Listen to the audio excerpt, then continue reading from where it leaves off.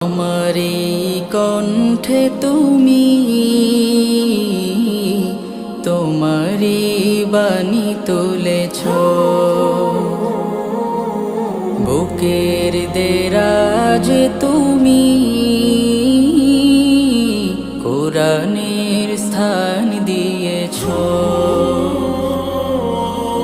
এত ভালোবাসো কেন মালিক আমায়, কি করে শুকুর তার করি আদায়।